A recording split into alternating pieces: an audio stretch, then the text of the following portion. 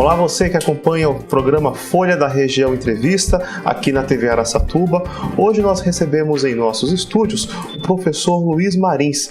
Luiz Marins, ele veio a Araçatuba, em Guararapes, nesta quinta-feira, ministrar palestra na cidade sobre a situação econômica do país. Ele aproveitou e deu uma passada aqui em nossos estúdios para conversar com a gente justamente sobre esse tema, um tema que, aliás, está preocupando toda a população, né, sobre as tendências da economia para este ano que está começando.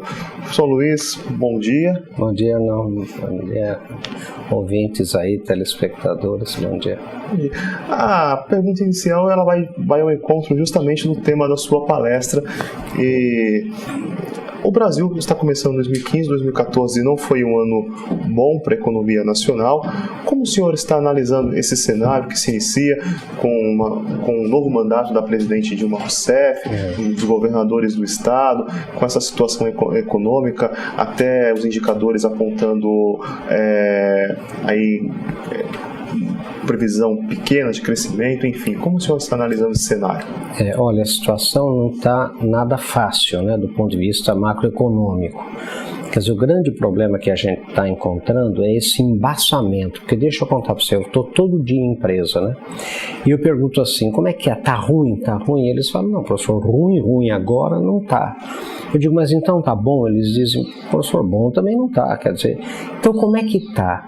E a palavra mais que as pessoas se sentem mais confortáveis, os empregados, está embaçado. Quer dizer, o embaçamento é uma neblina, não é isso? Quer dizer, e quando você está dirigindo e tem uma neblina muito forte, o que você faz? Você diminui muito, e se a neblina for muito forte, você tem que parar no acostamento, né? Então, é isso que está acontecendo. Quer dizer, o Brasil tem tudo para dar certo. Quer dizer, o mundo inteiro, eu passo boa parte do ano fora, né, do aula fora, etc. O que acontece é que o mundo inteiro vê o Brasil no longo prazo muito positivamente. Só que, como me disse um professor uma vez em Londres, o Brasil é a terra do futebol mesmo. Quando a bola tá para ir para o gol, alguém do próprio time tá na área para ir para o gol, atrasa para o meio do campo, que é o que aconteceu agora.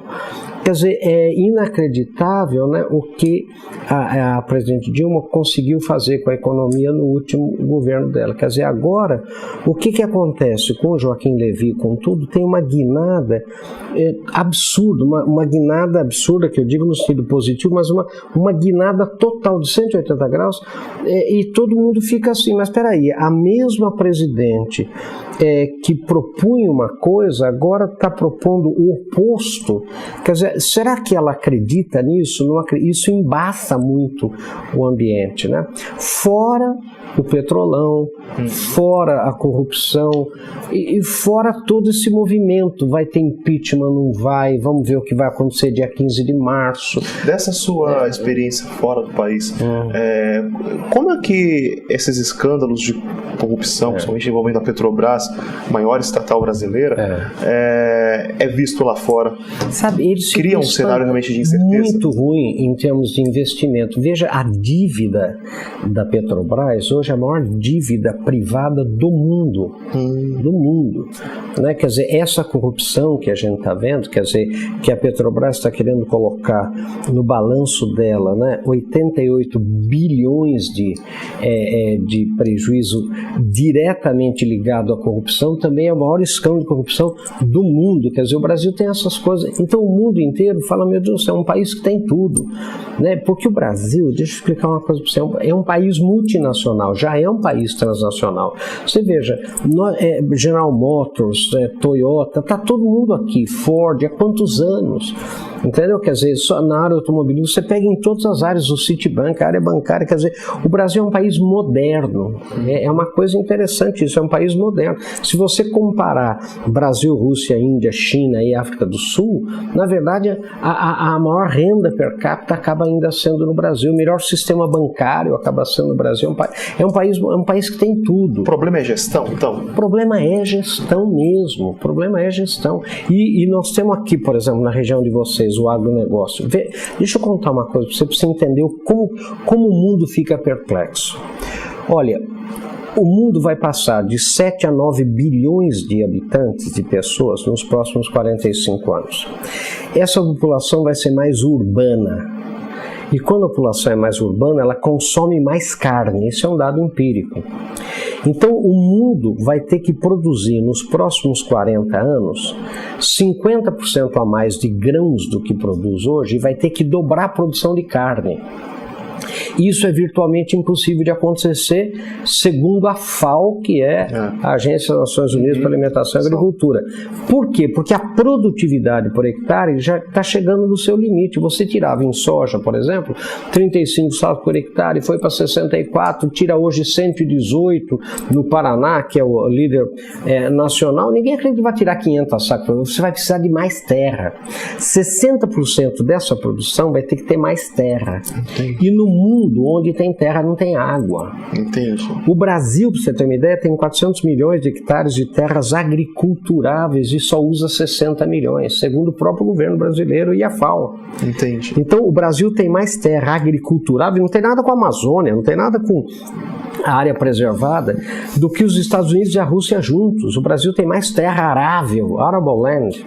Quer dizer, então o mundo fala assim, bom, o Brasil tem terra para alimentar esse povo, quer dizer, então ficou faltando água. O Brasil tem 8 trilhões de quilômetros cúbicos de água renovável a cada ano. O Brasil, com 100 e 200 milhões de habitantes, tem mais água renovável que a Ásia inteira, com 4 bilhões de pessoas. Ou seja, o Brasil está fadado. Em inglês, a palavra que eles usam é cursed. Curse é quando eu rogo uma praga em você, curse you, quer dizer, eu estou rogando uma praga em você. Ele está condenado a ser o produtor de alimento para o mundo. Quer dizer, então o agronegócio do Brasil é uma coisa que não tem como parar, não tem como... O mundo precisa disso, quer dizer, então o Brasil tem tudo. Agora, de repente, você vê corrupção aqui, um problema, isso tira, vamos dizer assim, o ânimo do mundo em relação ao Brasil, né? E os investimentos sofrem. Agora, com o dólar a 3, nós vamos dar uma melhorada nas exportações, mas você imagine também a repercussão que vai ter no desenvolvimento industrial, que você vai ter que renovar o parque industrial, etc. E aí a importação fica num preço abusivo. Quer dizer, então, está muito desorganizado, embaçado. Para o espectador, só explicar mais para vocês, o professor Marins, ele também é mestre em ciência política, né? E autor de 28 livros, né? Então, eu queria uma análise sua. Foi até o próprio jornal britânico na semana passada, The Economist. The Economist. E o Financial Times. Eles apontaram, inclusive, fizeram uma análise dessa situação caótica, podemos dizer assim, que o Brasil enfrenta. Apontou 10 situações que poderiam levar, inclusive, ao impeachment da presidente Dilma Rousseff. Entre esses fatores estavam a crise hídrica, que afeta nosso estado aqui, que é São Paulo, principalmente. Apontou o colapso da economia, as denúncias de os escândalos envolvendo a Petrobras, enfim. O senhor como analisa essa situação que vem ganhando corrente pelo país, tanto no Congresso, em redes sociais, a respeito do impeachment da presidente Dilma Rousseff? Olha, eu acredito que vai acabar ocorrendo. Agora depende, deixa eu explicar para você, depende desse listão, né, que foi lá entregue agora no STF. Eu acredito que haja um interesse político muito grande, porque como vice é o Michel Temer do PMDB, e na minha visão o PMDB ele suporta o PT, mas ele não é muito amigo do PT, e agora a presidência caiu no colo do PMDB, com Michel Temer vice, não é isso? Exatamente. O PSDB, o Michel Temer é confiável para o PSDB. Ele não é um cara radical de nenhum lado. Ele, pelo contrário, ele é um bom negociador. Tanto é que ele está aí se mantendo, né, de tantos anos, não é verdade? Né? Ele é um Sarneyzinho, né, assim, que vai aqui, vai lá, negocia aqui. Então eu acredito que a malha, vamos dizer assim, o conjunto favorável ao impeachment dela, porque está todo mundo até aqui do PT. Não é? Então o senhor acha que o contexto político também favorece? É favorável, eu acho. Até porque na história do Brasil, os presidentes que caíram, né, não caíram só por causa da crise, caíram porque também houve um enfraquecimento político. Assim foi com Jango, Collor. Né, e tem que lembrar, gente, que o Brasil é um dos únicos países do mundo, se não um dos únicos da democracia moderna, que fez o impeachment de um presidente, hein? O Collor. Né? Todo mundo fala que a democracia do Brasil é fraca. Não, as instituições são fortes. Tanto é que foi o único país. Você não ouviu falar teve renúncia nos outros países, mas impeachment não teve. Então eu acredito agora, vamos ver o que vai acontecer daqui para frente. Mas os escândalos são muito fortes. O próprio o ex-presidente Lula está perdendo força, né? A força que ele tinha. E o povo está ficando muito irritado. Então eu acho que um marco que nós temos que prestar muita atenção vai ser o que vai acontecer no dia 15 de março, que vai ser eles estão falando em 20 milhões de pessoas nas ruas. Quer dizer, né, e os próprios partidos, mesmo o PSDB e os outros, eles decidiram não entrar nesse movimento. Por quê? Porque o movimento é meio antipolítico, antipartidário, seja qual for. Então dá medo, por exemplo, mesmo de uma oposição a presidente Dilma querer participar e ser vaiado. Daí você enfraquece o movimento. Entendi. Porque daí o PT vai dizer, tá vendo? Estão vaiando o PSDB, estão vaiando não sei quem, estão vaiando... Então a coisa, estão vaiando até o PSOL, sei lá, se é alguma coisa assim. Bom, então a coisa tá meio... Vamos ver o que vai acontecer. Deixa eu falar uma coisa. Tem o Daniel Kahneman, Prêmio Nobel de Economia 2002, ele tem uma teoria muito clara. É impossível fazer qualquer previsão sobre política, evento esportivo, resultado de evento esportivo, resultado de eleição e de bolsa de valores. Entendi. É impossível, quer dizer, não sabe o que vai. Veja o Eduardo Campos, como é que faz? De repente o cara morre do dia para a noite, quer dizer, é muito complexo. Veja o Tancredo Neves, veja o Luiz Guimarães, quer dizer, então é impossível fazer a previsão, a gente tem que fazer a análise do momento, a análise que a gente chama de sincrônica, quer dizer, é como se fosse um talo da melancia na hora de comer.